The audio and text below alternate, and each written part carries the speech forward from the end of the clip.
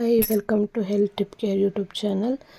ನಾನಿವತ್ತು ಹೇಳ್ಬೇಕಂತ ಅಂದ್ಕೊಂಡಿರೋ ವಿಷಯ ಏನಂತ ಅಂದರೆ, ಪ್ರೆಗ್ನೆನ್ಸಿಯಲ್ಲಿ ಹಿಮೋಗ್ಲೋಬಿನ್ ಎಷ್ಟಿರಬೇಕು, ಮತ್ತು ಹಿಮೋಗ್ಲೋಬಿನ್ ಹೆಚ್ಚಾಗಬೇಕು ಅಂದರೆ ನಾವು ಏನನ್ನು ಸೇವನೆ ಮಾಡಬೇಕು ಅನ್ನೋದನ್ನು ನಾನಿವತ್ತು ಈ ವಿಡಿಯೋದಲ್ಲಿ ನಿಮಗೆ ತಿಳಿಸ್ಕೊಡ್ತಾ ಇದ್ದೀನಿ.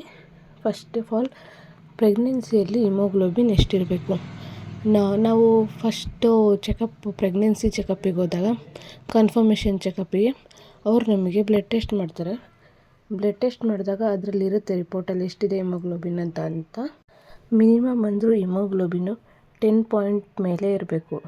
ಸ್ಟಾರ್ಟಿಂಗ್ ಪ್ರೆಗ್ನೆನ್ಸಿಯಲ್ಲಿ ಚೆಕಪ್ಪಿಗೆ ಹೋದಾಗ 10 ಪಾಯಿಂಟ್ ಮೇಲೆ ಇರಬೇಕು. ನಮ್ಮ ಪ್ರೆಗ್ನೆನ್ಸಿ ಜರ್ನಿ ಮುಗಿಯೋಷ್ಟೊತ್ತಿಗೆ 12 ಸಮಥಿಂಗ್ ಪಾಯಿಂಟಲ್ಲಿ ಇರಬೇಕು.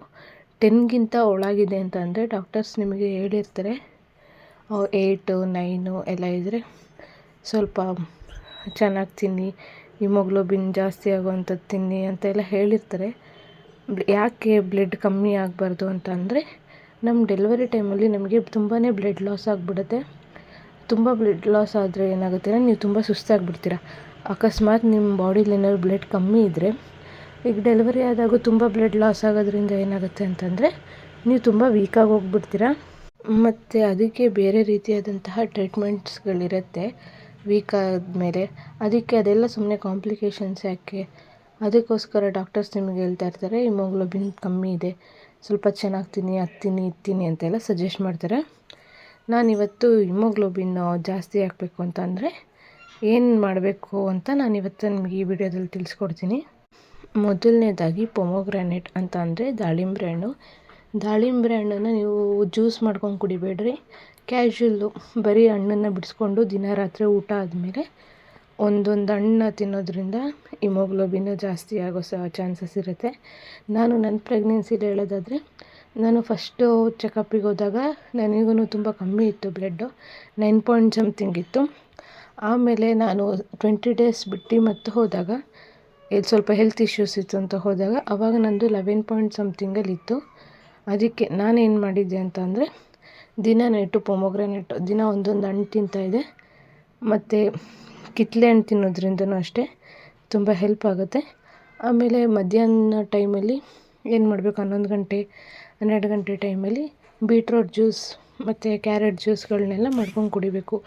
ಬೀಟ್ರೋಟ್ ಜ್ಯೂಸ್ ಹೇಗೆ ಮಾಡ್ಕೊಂಡು ಕುಡಿಯೋದು ಅಂತ ಅಂದರೆ, ಬೀಟ್ರೋಟ್ನ ಚೆನ್ನಾಗಿ ತುರ್ಕೊಂಡು ಬೀಟ್ರೋಟ್ನ ಫುಲ್ ಚೆನ್ನಾಗಿ ತುರ್ಕೊಂಡು ಅದಕ್ಕೆ ಅದನ್ನು ಮಿಕ್ಸಿ ಜಾರಿಗೆ ಹಾಕ್ಬಿಟ್ಟು ಒಂದು ಸ್ವಲ್ಪ ಸಕ್ಕರೆ, ಹಾಲನ್ನ ಒಬ್ರೊಬ್ಬರು ಅಭ್ಯಾಸ ಇರೋರು ಹಾಕ್ಕೊತಾರೆ, ಒಬ್ರೊಬ್ರು ಹಾಕೋಲ್ಲ. ಹಂಗೆ ರುಬ್ಕೊಂಡು ಕುಡಿದ್ರೆ ಸಾಕು, ಬೇರೆ ಏನು ಜಾಸ್ತಿ ಹಾಕೋದು ಬೇಡ. ಇದನ್ನು ಬೀಟ್ರೋಟ್ ಜ್ಯೂಸ್ ಕುಡಿಯೋದ್ರಿಂದ ಬೇಗನೆ ಹಿಮೋಗ್ಲೋಬಿನ್ ಜಾಸ್ತಿ ಆಗೋ ಚಾನ್ಸಸ್ ಇರುತ್ತೆ. ಮತ್ತು ಕ್ಯಾರೆಟ್ ಜ್ಯೂಸಿಗೆ ಏನು ಮಾಡಬೇಕು ಅಂದರೆ, ಕ್ಯಾರೆಟ್ನ ಫುಲ್ಲು ತುರ್ಕೊಂಡು ಅದಕ್ಕೆ ಸ್ವಲ್ಪ ಜೇನುತುಪ್ಪ ಯಾಕೆ ಹಾಕ್ತಾರೆ ಅಂತ ಅಂದರೆ, ನಿಮಗೆ ಕೆಮ್ಮು ಬರಬಾರ್ದು ಅಂತ ಸ್ವಲ್ಪ ಒಂದೇ ಒಂದು ಸ್ಪೂನು ಜೇನುತುಪ್ಪ, ಆಮೇಲೆ ಕ್ಯಾರೆಟು, ಆಪ್ಷನ್ನಲ್ಲಿ ಆ್ಯಪಲ್ ಇದ್ದರೆ ಒಂದು ಅರ್ಧ ಆ್ಯಪಲ್ ಕಟ್ ಮಾಡಿ ಹಾಕ್ಕೊತಾರೆ. ನಿಮಗೆ ಬೇಕಂದರೆ ಹಾಕ್ಕೊಳ್ಳಿ, ಇಲ್ಲಾಂದರೆ ಬೇಡ. ಜೇನುತುಪ್ಪ, ಕ್ಯಾರೆಟು, ಒಂಚೂರು ಸಕ್ಕರೆ, ಒಂದು ಸ್ವಲ್ಪ ಹಾಲು ಹಾಕ್ಬಿಟ್ಟು, ಆಮೇಲೆ ನಿಂಬೆಹಣ್ಣು ಲಾಸ್ಟಿಗೆ ರುಬ್ಬೆಲ್ಲ ಆದಮೇಲೆ ಒಂದು ಸ್ವಲ್ಪ ನಿಂಬೆಹಣ್ಣು ಹಾಕಿ ಮಿಕ್ಸ್ ಮಾಡಬೇಕು. ನಿಂಬೆಹಣ್ಣು ಯಾಕೆ ಹಾಕ್ತಾರೆ ಅಂತಂದರೆ, ನಾವು ಜಾಸ್ತಿ ಸ್ವೀಟನ್ನ ತಿನ್ನಬಾರ್ದು ಪ್ರೆಗ್ನೆನ್ಸಿಲಿ ಅತಿಯಾಗಿ ಸ್ವೀಟ್ ತಿನ್ನೋದ್ರಿಂದ ಶುಗರ್ ಬರೋ ಚಾನ್ಸಸ್ ಇರುತ್ತೆ. ಪ್ರೆಗ್ನೆನ್ಸಿಲಿ ಬರುವಂತಹ ಕಾಯಿಲೆಗಳು ಲೈಫ್ ಟೈಮ್ ಇರುತ್ತೆ ಅಂತ ಹೇಳ್ತಿರ್ತಾರೆ. ಈ ಮೈಗ್ರೇನ್ ಆಗಿರ್ಬೋದು, ಅಂದರೆ ತಲೆನೋವು, ಶುಗರು, ಥೈರಾಯ್ಡು, BP ಪ್ರಾಬ್ಲಮ್ಸು. ಅದಕ್ಕೇ ನಾವು ಶುಗರ್ನ ಸ್ವಲ್ಪ ಅವಾಯ್ಡ್ ಮಾಡಬೇಕಾಗತ್ತೆ. ಸ್ವಲ್ಪ ಕ್ಯಾರೆಟ್ ಜ್ಯೂಸಿಗೆ ಚೂರು ನಿಂಬೆಹಣ್ಣನ್ನ ಹಿಂಡ್ಕೊಂಡು ಕುಡಿಯೋದ್ರಿಂದ ತುಂಬ ಹೆಲ್ಪ್ ಆಗುತ್ತೆ. ಅದಾದಮೇಲೆ ನಾನ್ ವೆಜ್ಜು, ಸೊಪ್ಪು, ಆಮೇಲೆ ಇದು ತರಕಾರಿಗಳು, ಇದೆಲ್ಲ ಹೆಲ್ಪ್ ಆಗುತ್ತೆ. ನೀವು ಈ 2 ಜ್ಯೂಸ್ಗಳನ್ನ ಮಾತ್ರ ಮಿಸ್ ಮಾಡಿಬಿಡಿ. ಹಂಗಂತ ದಿನ ಕುಡಿಯೋ ಹಾಗಲ್ಲ, ವೀಕ್ಲಿ 2 ಟೈಮ್ಸ್ ಯಾವಾಗಾದರೂ. ದಿನ ಅದೇ ಕುಡಿತಾಯಿದ್ರೆ ನಿಮಗೂ ಬೋರ್ ಆಗುತ್ತಲ್ವ. ವೀಕಲ್ಲಿ 2 ಟೈಮ್ಸ್ ಯಾವಾಗಾದರೂ ನೀವು ಈ ಜ್ಯೂಸನ್ನ ಟ್ರೈ ಮಾಡ್ಬೋದು. ಇದರಿಂದ ಹಿಮೋಗ್ಲೋಬಿನ್ ಜಾಸ್ತಿ ಆಗುತ್ತೆ. ಡೆಲಿವರಿ ಟೈಮಲ್ಲಿ ಮಿನಿಮಮ್ ಅಂದರೂ 2 ಪಾಯಿಂಟ್ ಸಮಥಿಂಗ್ ಹಿಮೋಗ್ಲೋಬಿನ್ನು ನಿಮ್ಮ ಬಾಡಿಯಿಂದ ಲಾಸ್ ಆಗೇ ಆಗುತ್ತೆ. ನೀವು ಬ್ಲಡ್ನ ಮಸ್ಟ್ ಆ್ಯಂಡ್ ಶುಡ್ ಜಾಸ್ತಿ ಮಾಡಿಕೊಡ್ಲೇಬೇಕು. ಈ ಕ್ಯಾರೆಟ್ ಬೀಟ್ರೂಟ್ ಜ್ಯೂಸ್ ಕುಡಿಯೋದ್ರಿಂದ ಮಗು ಸ್ಕಿನ್ ತುಂಬ ಫೇರ್ ಆಗಿರುತ್ತೆ, ಮಗು ತುಂಬ ವೈಟಾಗಿ ಹುಟ್ಟುತ್ತೆ. ಕ್ಯಾರೆಟ್ ಜ್ಯೂಸ್ ಕುಡಿಯೋದ್ರಿಂದ ಮಗುಗೆ ಯಾವುದೇ ಥರದ ಸ್ಕಿನ್ ಪ್ರಾಬ್ಲಮ್ಸ್ಗಳು ಬರೋಲ್ಲ. ಈ ಅಲರ್ಜಿ ಪ್ರಾಬ್ಲಮ್ಸ್ ಅವ್ರ ಸ್ಕಿನ್ ಮೇಲೆ ವೈಟ್ ಪ್ಯಾಚಸ್ ಇದೆಲ್ಲ ಯಾವುದೂ ಬರೋದಿಲ್ಲ. ಅದಕ್ಕೆ ಕ್ಯಾರೆಟ್ ಮತ್ತು ಬೀಟ್ರೂಟ್ ಜ್ಯೂಸನ್ನ ಡಾಕ್ಟರ್ಸ್ ಆಲ್ಮೋಸ್ಟ್ ಸಜೆಸ್ಟ್ ಮಾಡ್ತಾರೆ. ನೀವು ಬೇಕಿದ್ದರೆ ಇದನ್ನು ಆನ್ಲೈನಲ್ಲಿ ಕೂಡ ಸರ್ಚ್ ಮಾಡ್ಬೋದು.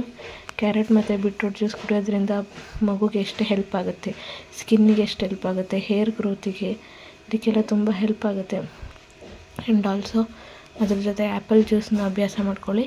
ಆ್ಯಪಲ್ ಜ್ಯೂಸ್ ಕುಡಿಯೋದ್ರಿಂದನೂ ಅಷ್ಟೇ ನಮ್ಮ ಹಿಮೋಗ್ಲೋಬಿನ್ನು ಇಂಪ್ರೂವ್ ಆಗೋದಕ್ಕೆ ಹೆಲ್ಪ್ ಮಾಡುತ್ತೆ. ಇಷ್ಟು ತನಕ ಈ ವಿಡಿಯೋ ಫುಲ್ಲು ನೋಡಿದ್ದಕ್ಕೆ ಥ್ಯಾಂಕ್ ಯು ಸೋ ಮಚ್.